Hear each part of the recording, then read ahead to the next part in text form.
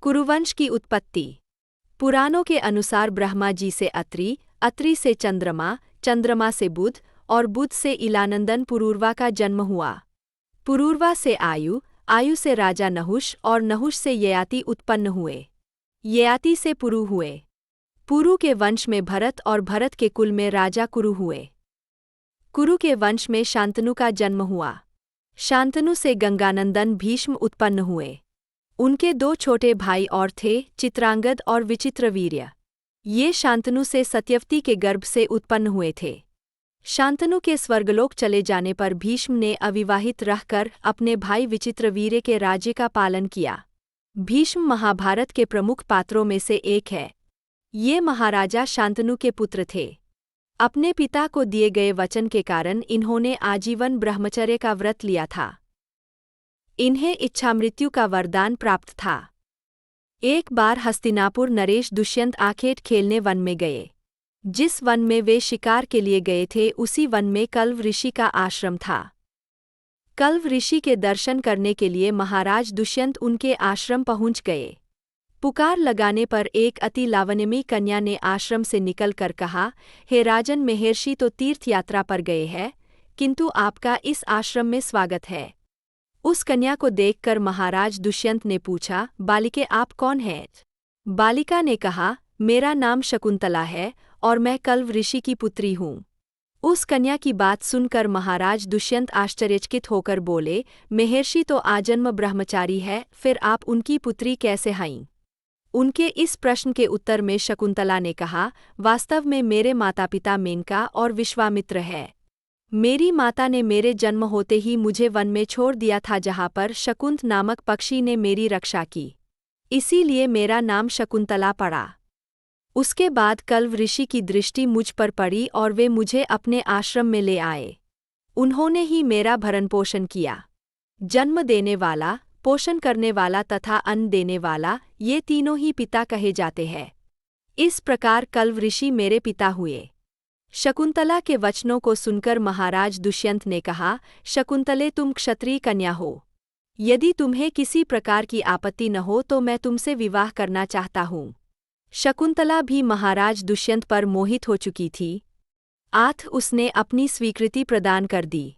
दोनों ने गंधर्व विवाह कर लिया। कुछ काल महाराज दुष्यंत ने शकुंतला के साथ विहार करते हुए वन में ही व्यतीत किया। फिर एक दिन वे शकुंतला से बोले, कुरुवंश की उत्पत्ति। पुराणों के अनुसार ब्रह्मा जी से अत्रि, अत्रि से चंद्रमा, चंद्रमा से बुध और बुध से इलानंदन पुरूरवा का जन्म हुआ। पुरूरवा से आयु, आयु से राजा नहुष और नहुष से ययाति उत्पन्न हुए। ययाति से पुरु हुए। इतना कहकर महाराज ने शकुंतला को अपने प्रेम के प्रतीक के रूप में अपनी स्वर्ण मुद्रिका दी और हस्तिनापुर चले गए।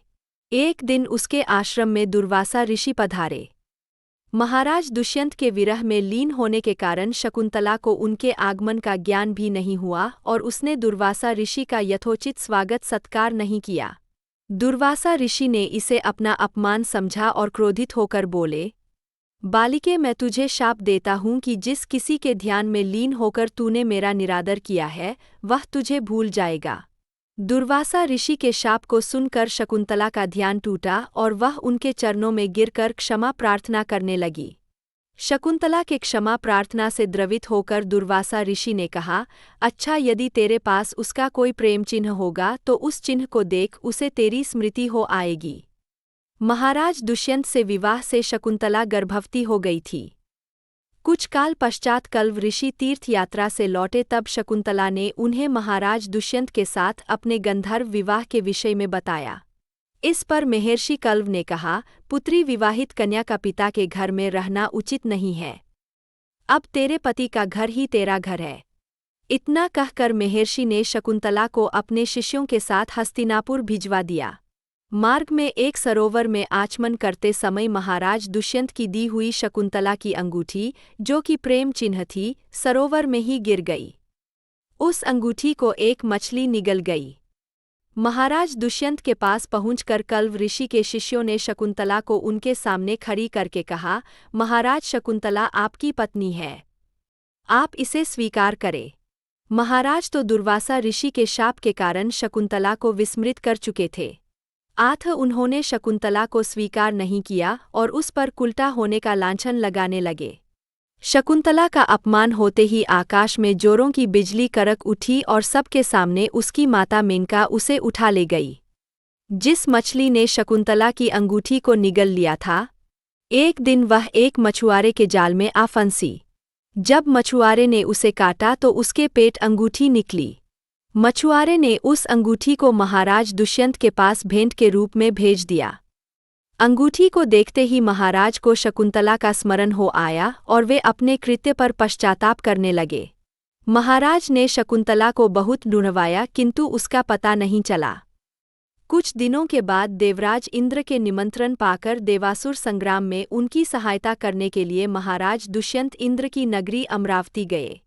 संग्राम में विजय प्राप्त करने के पश्चात जब वे आकाश मार्ग से हस्तिनापुर लौट रहे थे, तो मार्ग में उन्हें कश्यप ऋषि का आश्रम दृष्टिगत हुआ। उनके दर्शनों के लिए वे वहां रुक गए। आश्रम में एक सुंदर बालक एक भयंकर सिंह के साथ खेल रहा था। मेनका ने शकुंतला को कश्यप ऋषि के पास लाकर छोड़ा था तथा वह बालक शकुंतला का ही पुत्र था। उस बालक को देखकर महाराज के हृदय में प्रेम की भावना उमड़ पड़ी। वे उसे गोद में उठाने के लिए आगे बढ़े तो शकुंतला की सखी चिल्ला उठी, हे भद्रपुरुष, आप इस बालक को न छुए, अन्यथा उसकी भुजा में बंधा काला डोरा सांप बनकर आपको डस लेगा। यह सुनकर भी दुष्यंत स्वयं को न रोक सके और बालक को अपने गोद में उठा लिया। अब सखी ने आश्चर्य से देखा कि बालक के भुजा में बंधा काला गंडा पृथ्वी पर गिर गया है। सखी को ज्ञात था कि बालक को जब कभी भी उसका पिता अपने गोद में लेगा वह काला डोरा पृथ्वी पर गिर जाएगा। सखी ने प्रसन्न होकर समस्त वृतांत शकुंतला को सुनाया। शकुंतला महाराज दुष्यंत के पास आई। महाराज ने शकुंतला को पहचान लिया। उन्होंने अपने कृत्य के लिए शकुंतला से क्षमा प्रार्थना किया और कश्यप ऋषि की आज्ञा लेकर उसे अपने पुत्र सहित अपने साथ हस्तिनापुर ले आए। महाराज दुष्यंत और शकुंतला के उस पुत्र का नाम भरत था।